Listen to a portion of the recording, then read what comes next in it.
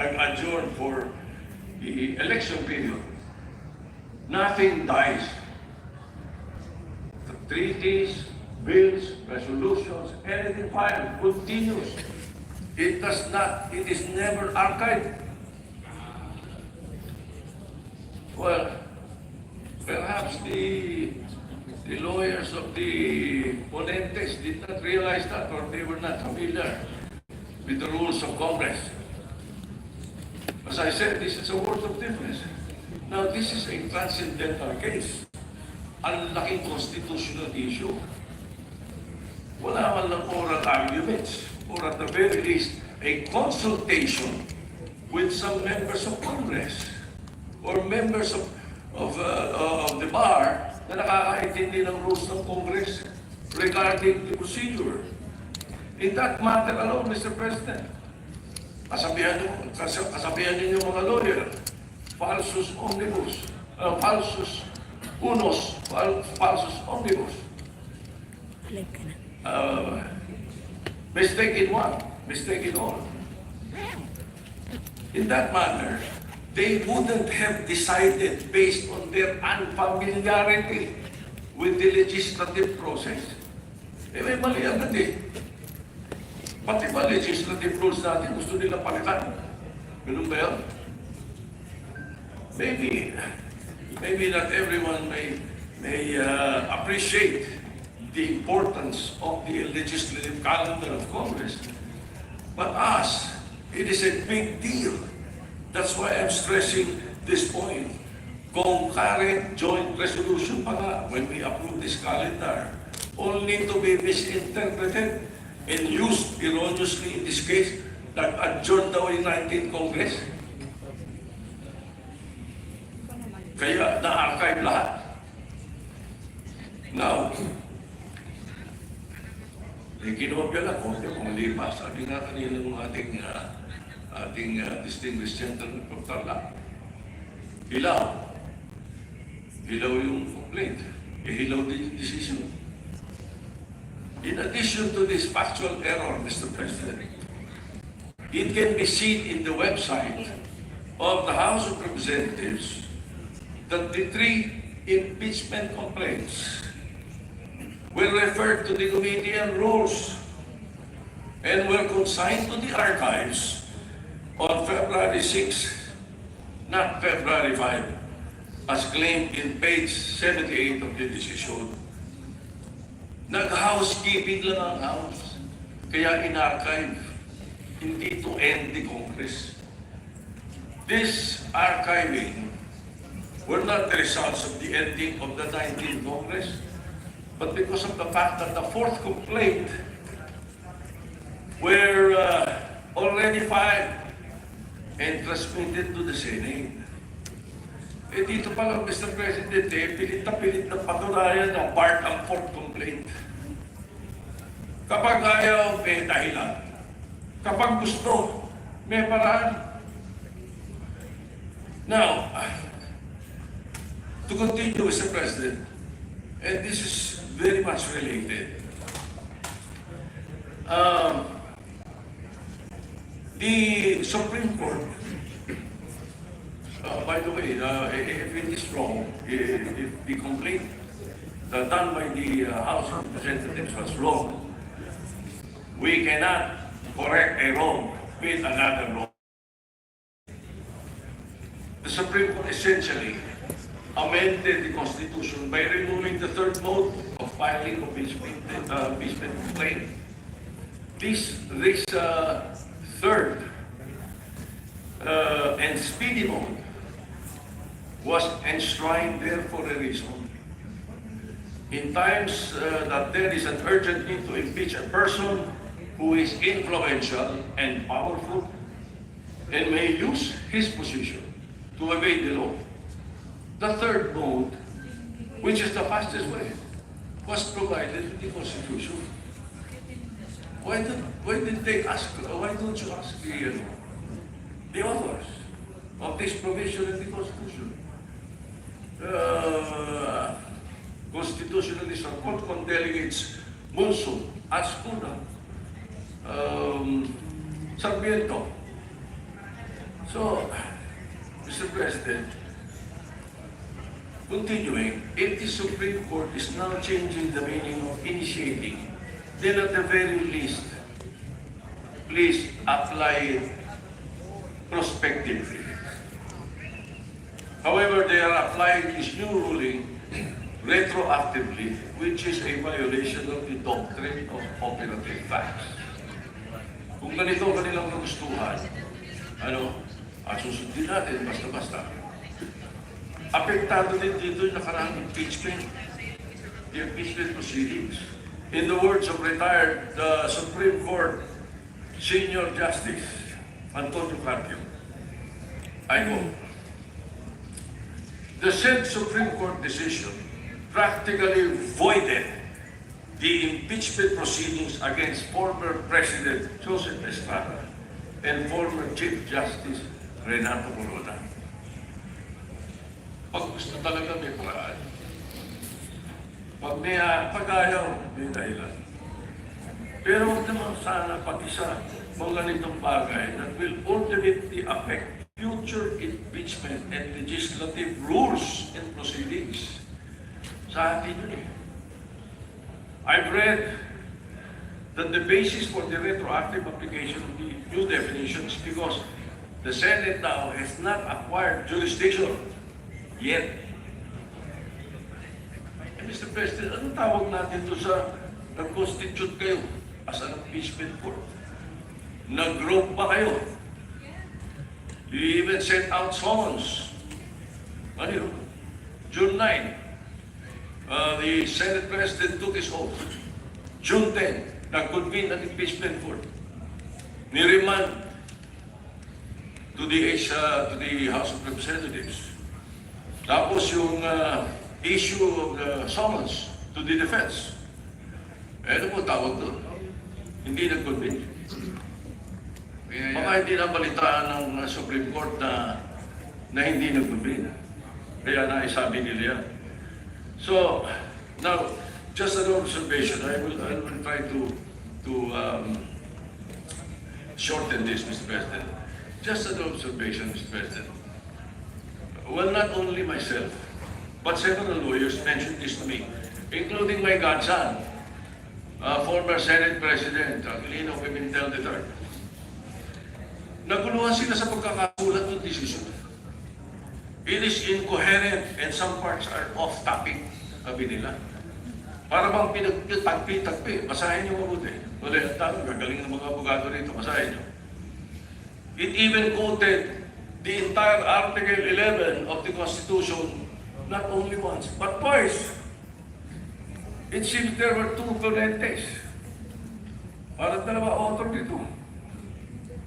Well, that is there in my observations. Just an observation. So, Mr. President, the personalities in this present impeachment case is of no moment to me. The Vice President is a friend of mine. The former President, President Duterte, has been my friend since 1988. Everybody knows that. What I'm pointing out is the danger of outright dismissing the impeachment proceedings by virtue of a decision that is not yet final and still pending appeal.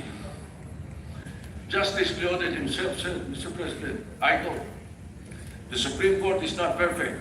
Citizens and academics certainly have the right to call attention to the fallibility of the courts. Tama po yun. There is no perfect institution. Even Supreme Court ka, pwede mag-commit ng grave abuse of discretion or culpable violation of the Constitution. A case decided unanimously does not mean that it is infallible. For all we know, it is a unanimous mistake. That again can be corrected by setting aside and reversing prior pronouncements. Again, they have filed, the HRP has the Office of the Solicitor General has filed the MR last Monday. So, in this regard, we shall wait for the resolution of the MR. Please, let us allow and give chance to the Supreme Court to rectify its decision, which contains clear and blatant errors. For their sake and for the sake of future proceedings, let us not dismiss forthwith. And in that light, considering the motion of the gentleman, the motion to dismiss, I move to table the motion to dismiss. A motion to table is a higher precedence than a motion to dismiss. Thank you, Mr. President. Mr. President, may I have a quick reaction to the manifestation of the gentleman? The gentleman may do so if he so desires. Mr. President, in the answer of the Solicitor General in behalf of the House of Representatives, there was already a categorical admission that the three initial complaints prior to the fourth one were dismissed because they were all archived. As I have said, archiving is not part of the rules of impeachment of the House of Representatives, but they just did it. Palusot lamang po yun, Mr. President. Paano mo i-archive nang hindi mo susundin yung tatlong steps na sinasabi ng sarili nilang tuntunin? These are not baby steps. These are constitutional steps. At kanina po ipinakita yung slides na yung inclusion in the 10th session day is constitutional. The referral to an appropriate committee is constitutional. There was no referral to any committee. Ang ginawa po nila, tinransmit nila sa Senate without requiring themselves to observe another provision of their own rules. This is to refer to the Justice Committee, where the Vice President may probably be given at least a modicum of right to defend themselves. That is what we call due process. Wala po eh. Inakala po nila na kapag may 1/3 na or more, ay pwede na nilang huwag gamitin yung Section 2 ng kanilang rules. Hindi po nakalagay yun eh. So hindi na po kailangan na i-distingue pa natin yung adjournment and CBT adjournment kasi in-admit na rin po na in-archive nila kahit na wala po sa tuntunin. Kanina sa manifestation, tinanong din po. Kung wala tayong jurisdiction, paano yung unang initial proceedings? Pwede po yung initial proceedings ninyo will be considered under the doctrine of operative facts. Hindi pa po na-declare na wala pang jurisdiction ang Senate at that time. Ngayon lang po nangyari. Kaya po yung ginawa ng Senate of the 19th Congress, tama pa rin po eh. Wala pa pong declaration noon. Kaya lang, ang kagaya po ng aking clarification na sinabi, all these initial proceedings conducted in the Senate of the 19th Congress were not officially transmitted to the 20th Congress, where I myself belong, a Congress of different composition. So yun po ngayon, naharap tayo ngayon sa issue na talagang tayo lamang po ang gagawa because there is no other agency of government that will execute that decision of the Supreme Court. Only the Senate. So may I go back to the first question, to the original motion, Mr. President. Mr. President, if I may. Majority of the Thank you, Mr. President. With the indulgence of my colleagues, Mr. President, our Senate Minority Leader, Senator Soto, and first movement of the motion, Mr. President, Senator Marcoleta, may I respectfully appeal, Mr. President, of our, and remind, Mr. President, our colleagues of our concurrence during our Caucus held last week that we will debate on this and talk about this and discuss this matter, Mr. President. But if the minority leader would continue to insist his motion, Mr. President, we have no other choice but to dispose with the motion of the minority leader considering that it takes precedence, Mr. President, with the motion of Senator Marcoleta. It is the understanding of the chair that during our all-member caucus, which the chair announced in plenary, that it was agreed unanimously by all the members that we will be discussing, debating, and acting on the Supreme Court decision on a date certain. And this was the date certain that was agreed upon in caucus.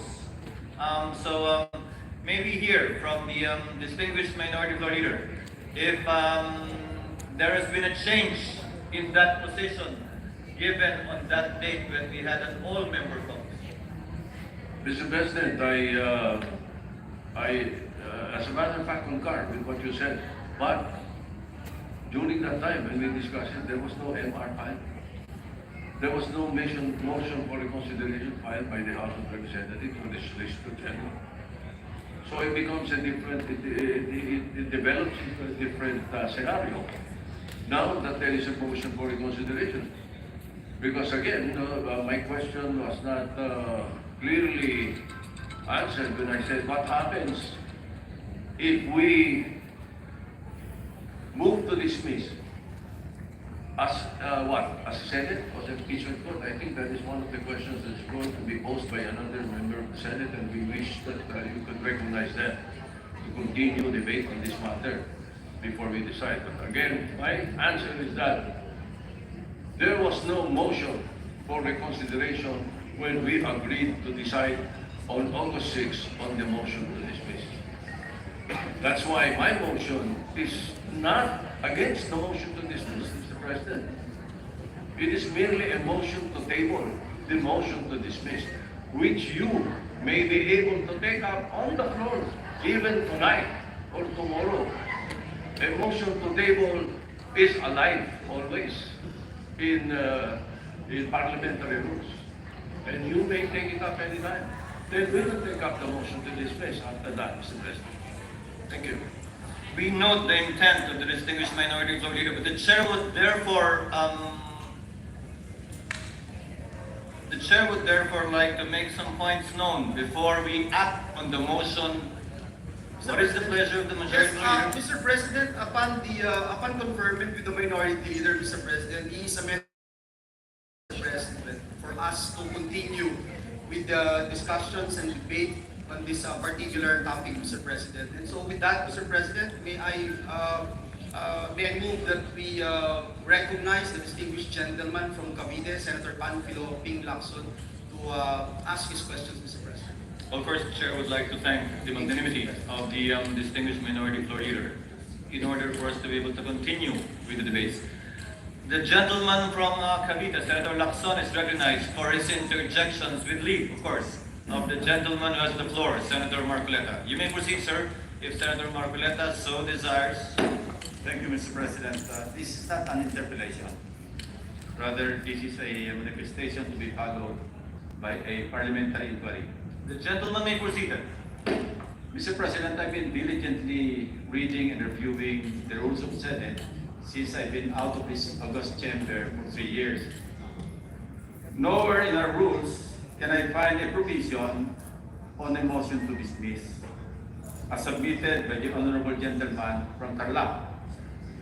Neither is there a supplementary application of the rules of court to offer space for such motion to dismiss, except perhaps in the committees performing their legislative inquiries in aid of legislation. Obviously, we are now assembled in plenary, not as an impeachment court, but as a legislative body, and I cannot relate to a motion in this plenary to an issue that involves a collective decision that falls solely and exclusively under the jurisdiction and authority of an impeachment court. Having said that, Mr. President, my parliamentary inquiry is addressed, of course, to the Senate President. Mr. President, how do we deal with the pending motion? I refer to the motion to dismiss. shall we even take it up or deal with it? Kasi wala po sa rules natin. Paano wala tayong guidelines? Kasi wala po sa rules natin yung motion to dismiss.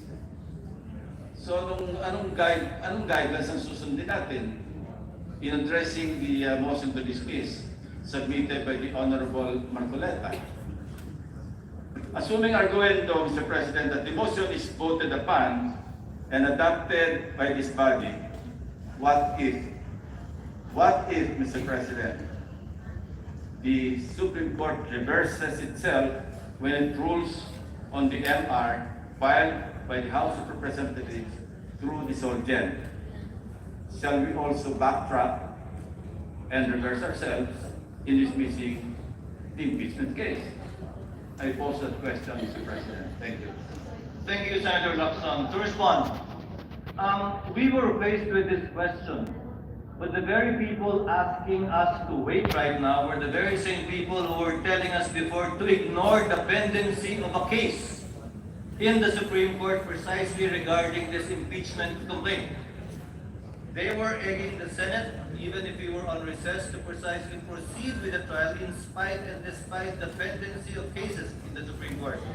And the chair, with an abundance of caution, same with the good senator right now, decided to afford the Supreme Court time during the recess to decide on the matter. And when they did not, the Senate, in accordance with its duty, convened the impeachment court when we resumed session, given that we cannot conduct impeachment proceedings that have not yet begun during the recess. To answer the query with respect to motion to dismiss, this was actually done, although not via a motion to dismiss, but a motion to archive in relation to the impeachment complaints of then President Estrada and Ombudsman Gutierrez.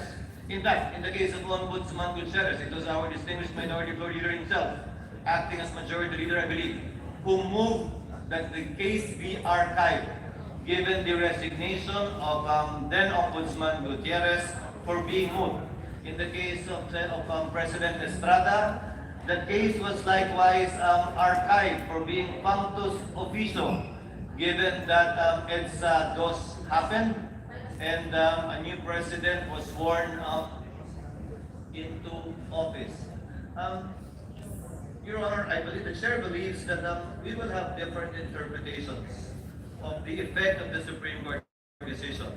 But ultimately, as I discussed with the majority leader earlier, once a decision is made by the Senate and the period to seek a reconsideration of that decision put to a vote has expired, the next logical step would be to archive so that it will be made part of our records.